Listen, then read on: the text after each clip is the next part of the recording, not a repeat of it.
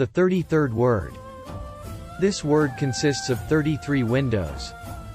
While being the 33rd letter, this is also the 33rd word. In the name of God, the merciful, the compassionate. We shall show them our signs in the furthest horizons and in themselves, so that it will become clear to them that this Qur'an is indeed the truth. Is it not enough that your sustainer witnesses all things? Quran 41-53. Question.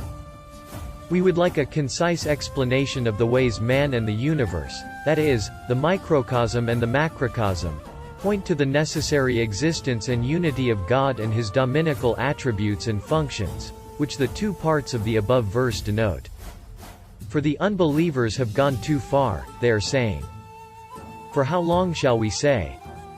And He is powerful over all things, and have to raise our hands? Answer. The 33 words that have been written form 33 drops from the ocean of this verse and from the seas of truth which flow from it. If you look at them, you will find your answer. What we say now is only a sort of hint to the sprinkling of a single drop from the ocean. For example, if a wonder worker wants to build a splendid palace, he first of all sets the foundations in a wise and regular fashion, and plans them in a way suitable to their future purpose and results. Then he skillfully divides them into sections and apartments. Next, he orders and arranges the apartments, and decorates them with tapestries, then illuminates them with electric lights. Then, in order to renew his ingenious works and favors in that magnificent and adorned palace, he makes fresh creations and new changes and transformations in every level of it. And then he installs a telephone in every apartment connected to his own abode, and opens up a window from each, so that his may be seen.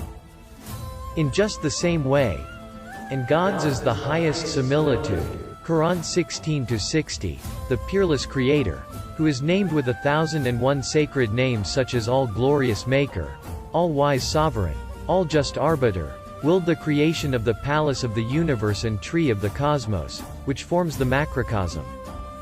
He set the foundations of the palace, the tree, in 6 days through the principles of wisdom and laws of his pre-eternal knowledge. Then he divided and formed it into the higher and lower levels and branches through the principles of divine determining and decree. Next, he adorned everything, each world, in an appropriate manner, like the heavens with the stars and the earth with flowers. Then he manifested and made luminous his names within the arena of those universal laws and general principles. And then in a special way sent to the assistance of individuals crying out at the constraint of those universal laws his names of most merciful and all-compassionate. That is to say, within those universal and general principles he has special favors, special succor, special manifestations, so that everything may seek help from him and look to him at all times for every need. Then from every apartment, every level, every world, every realm of being, every individual, from everything, he opened up windows which would show himself, that is, make known his existence and unity. He left a telephone in every heart. For now we shall not attempt to discuss those innumerable windows, which is anyway beyond our power. Referring them to the all-encompassing knowledge of God, we shall only point out in a concise and brief manner 33 windows, since it corresponds to the blessed number of the tesbihat following the prescribed prayers, and for a more detailed explanation of this, which forms the 33rd letter and 33rd word and consists of gleams from verses of the Quran, we refer readers to the rest of the words. First window. If we look, we see that all things and especially living creatures have numerous different needs and numerous different wants. And those wants and needs are provided for them at the appropriate time, in unexpected ways, from places they do not know and their hands cannot reach. Succor comes to them. But the power of these needy beings is insufficient for even the smallest of those endless things they wish for. They cannot meet their needs. Consider yourself. Of how many things are you in need that your hands cannot reach, like your external and inner senses and their needs? Compare all other living creatures with yourself. See, just as singly they testify to the necessary existence and point to his unity, so in their totality they show to the reason a necessarily existent one behind the veil of the unseen, a single one of unity, among titles of most generous, all-compassionate, nurturer, and disposer. O ignorant unbeliever and dissolute heedless one! With what can you explain this wise, percipient, compassionate activity? Deaf nature? Blind force? Senseless chance? Can you explain it through impotent, lifeless causes? Second window. While in their existence and individuality, things are in a hesitant, bewildered, and shapeless form among innumerable possible ways, they are suddenly given a most well-ordered and wise aspect of individuality. For example, every human being has on his face characteristics which differentiate him from all his fellow humans, and it is equipped with utter wisdom with external and inner senses. This proves that the face is a most brilliant stamp of divine oneness. And just as each face testifies to the existence of an all-wise maker and points to his existence, so too the stamp which all faces display in their totality shows to the mind's eye that all things are a seal peculiar to their creator. O denier! To what workshop can you refer these stamps which can in no way be imitated, and the stamp of eternal besottedness which is on the totality? Third window. The army of all the various species of animals and plants on the face of the earth consists of 400,000 different groups. Hashiya, in English footnote. The members of some of those groups, even, are more numerous than all the members of the human race from the time of Adam up to the last day.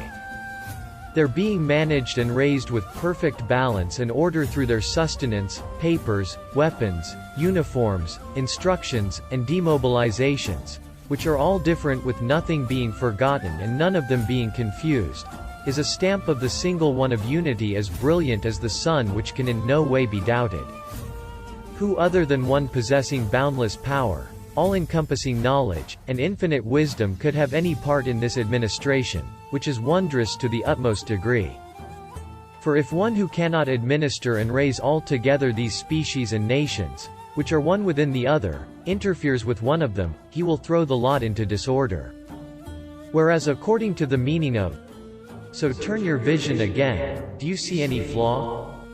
Qur'an 67-3, there is no sign of confusion. That means not so much as a finger can interfere. Fourth window. This is the acceptability of the supplications offered through the tongue of latent ability by all seeds, and through the tongue of innate need by all animals, and through the tongue of exigency by the desperate. Yes, just as all these innumerable supplications are observedly accepted and responded to, so in a large measure do they in their entirety self-evidently indicate and point to an all-compassionate and generous Creator, the answerer of prayer. Fifth window. We see that things and, particularly living beings come into existence of a sudden, instantaneously. But, while things which appear suddenly out of a simple substance should be simple, formless, and without art, they are created with an art and beauty requiring much skill, they are decorated with painstaking embroideries requiring much time, and adorned with wonderful arts requiring many tools. Thus, just as each of these instantaneous, wondrous arts and beautiful combinations indicates the necessary existence of an all-wise Creator and the unity of His dominicality, so in their totality do they show in most brilliant fashion an infinitely powerful, infinitely wise necessarily existent one. So now, O stupefied denier!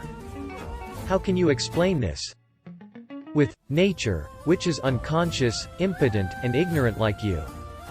Or do you want to make an infinite mistake and call that all-holy maker, nature, and on the pretext of naming him that, attribute the miracles of his power to it and perpetrate an impossibility compounded 1,000 times over? Sixth window.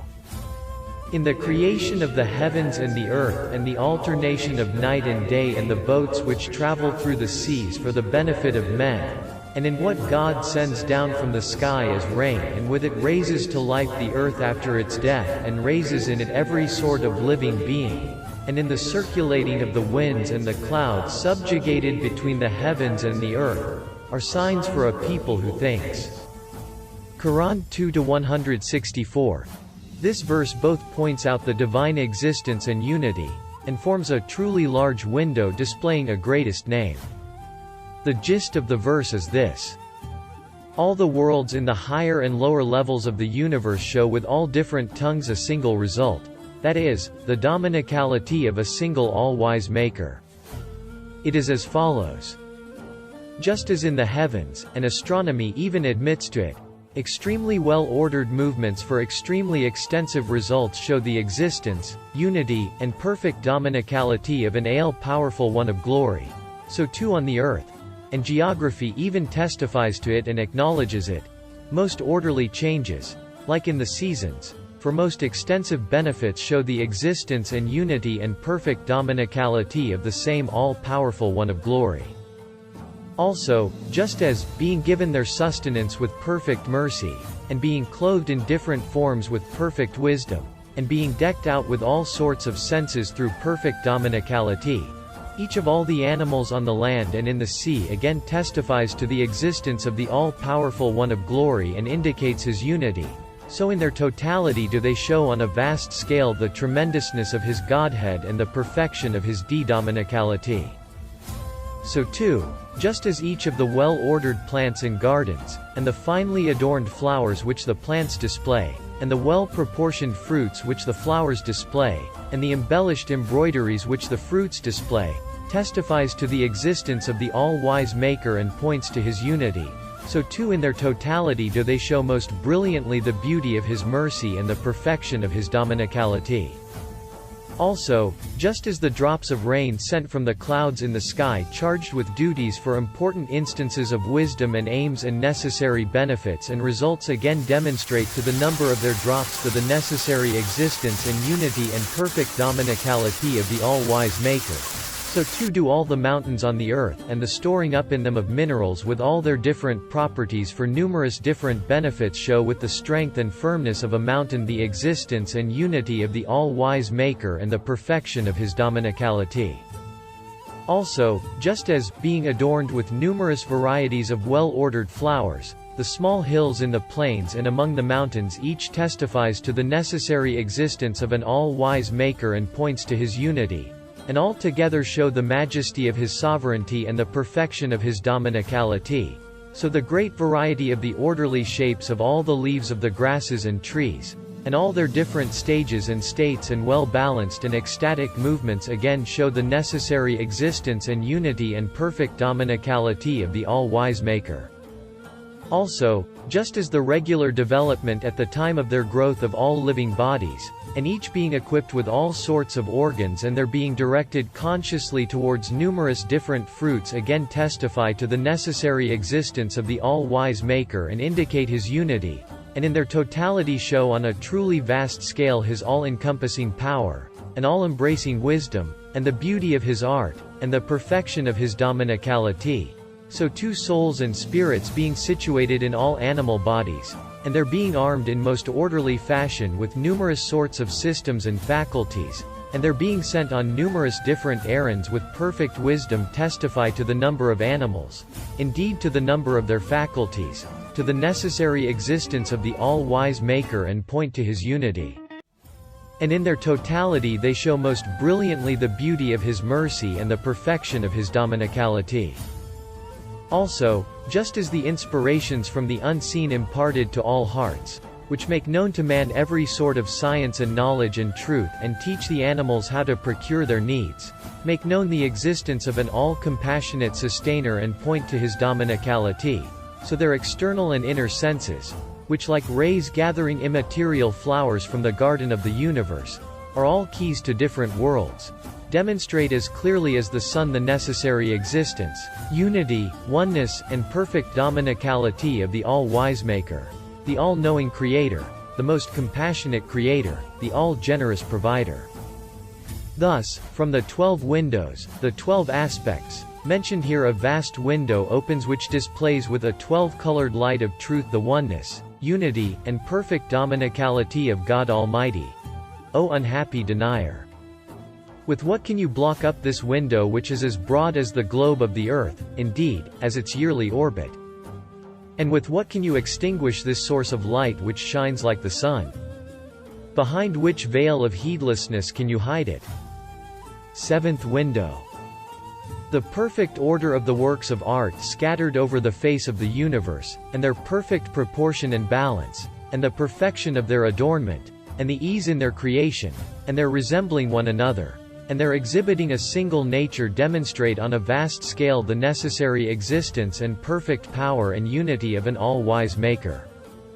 Moreover, just as the creation of innumerable, different, well-ordered complex beings from inanimate and simple elements again testifies to the number of those composite beings, to the all-wise Maker's necessary existence and points to his unity, so in their totality do those beings demonstrate in truly brilliant fashion his unity and the perfection of his power.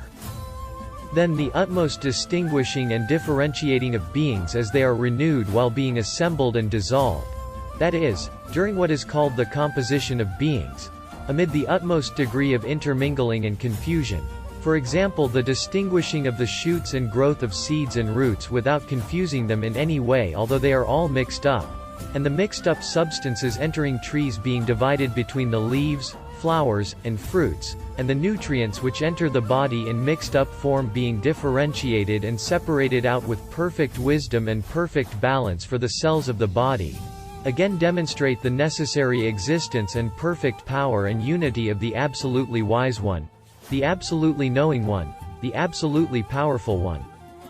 Then too the making of the world of minute particles into a boundless, broad arable field and every instant sowing and harvesting it and obtaining the fresh crops of different universes from it, and those inanimate, impotent, ignorant particles being made to perform innumerable orderly duties most consciously, wisely, and capably. This also shows the necessary existence of the all-powerful One of glory and Maker of perfection, and his perfect power and the grandeur of his sovereignty and his unity and the perfection of his dominicality. Thus through these four ways a large window is opened onto knowledge of God. Addressing the reason, it displays the all-wise Maker on a large scale. Now, you unhappy heedless one, if you do not want to see him and learn of him in this way, divest yourself of your reason, become an animal, and thus be saved. Eighth window. The testimony of all the prophets peace be upon them, who among mankind possessed luminous spirits, relying on their manifest and evident miracles, and the testimony of all the saints, who with their luminous hearts are the spiritual poles of mankind, relying on their illuminations and wonder-working, and testimony of all the purified scholars, who possess luminous minds, relying on their researches and verifications, the testimony of all these to the necessary existence, unity, and perfect dominicality of the single one of unity, the necessary existent, the creator of all things, forms a truly vast and light-filled window. O you unfortunate denier! In whom do you place your trust so that you do not heed these? Or by closing your eyes in the daytime do you imagine the world to be plunged into night? Ninth window. The universal worship in the cosmos self-evidently demonstrates an absolute object of worship. Yes, the perfect obedience and worship of all angels and spirit beings, which is established by the testimony of those who have penetrated to the spirit world and the inner dimension of things and have met with the angels and spirit beings, and of all living beings self-evidently performing their duties in perfect order and in a worshipful manner, and of all inanimate things self-evidently carrying out their duties with perfect submission and in a worshipful manner, all demonstrate the necessary existence and unity of a true object of worship. So too the true knowledge of the knowing, which has the strength of consensus, and the fruitful thanks of all those who offer thanks, and the radiant glorification of all those who recite God's names, and the bounty increasing praises of all those recite God's praises, and all the demonstrative proofs and descriptions of divine unity of all those who acknowledge it, and the true love and passion of all lovers of God, and the true will and desire of those who seek him, and the earnest searching and penitence of all those who turn to him, all these demonstrate the necessary existence and perfect dominicality and unity of that pre-eternal all-worshipped one, the one who is known, mentioned, thanked, praised, won, beloved, desired, and sought. so too all the acceptable worship of perfected human beings and the spiritual radiance and supplications, visions and illuminations resulting from their acceptable worship again demonstrate the necessary existence and unity and perfect dominicality of that eternal being, the enduring object of worship. Thus, these three aspects open up a broad, light-giving window onto divine unity. 10th window. And he sends down water from the sky and brings forth with it fruits for your sustenance. And he has made subject to you the ships, that they sail through the sea by his command. And he has made the rivers subject to you. And he has made subject to you the sun and the moon, both diligently pursuing their courses. And he has made subject to you the night and the day. And he gives you of all that you ask him. But if you count God's bounties, you will never be able to number them. Quran 14:32-34. The mutual assistance and cooperation of beings in the universe and the fact that they respond to one another show that all creatures are raised by a single nurturer, or organized by a single director, are under the jurisdiction of a single disposer, are the servants of a single Lord. For through an all-embracing law of mutual assistance, the sun cooks the necessities for the lives of living beings on the earth through a dominical command, and the moon acts as a calendar, and light, air, water, and sustenance hasten to the assistance of living beings, and plants hasten to the assistance of animals, and animals hasten to the assistance of human beings, and the members of the body hasten to assist one another, and particles of food even hasten to the assistance of the cells of the body. This most wise and generous mutual assistance of these beings, and their responding to one another's needs and their supporting and strengthening one another in accordance with a law of generosity, a law of compassion, a law of mercy, show clearly and self-evidently that they are the servants, officials, and creatures of a sole, unique single one of unity, a peerless eternally besought one, an absolutely powerful, absolutely knowing, absolutely compassionate, absolutely generous necessarily existent one. O wretched bankrupt philosophy! What have you say in the face of this mighty window? Can your chance interfere in this?